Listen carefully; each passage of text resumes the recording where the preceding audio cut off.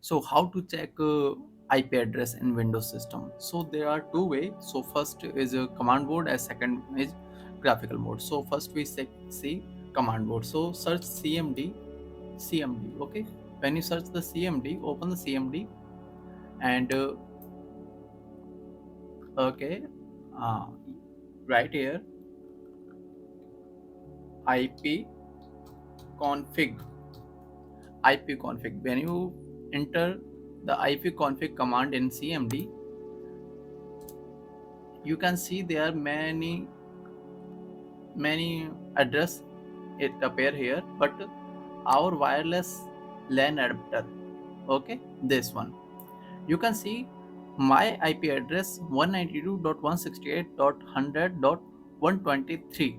Okay, so this is the first way. And second way, how you can see, so click on Wi-Fi symbol and click on here arrow.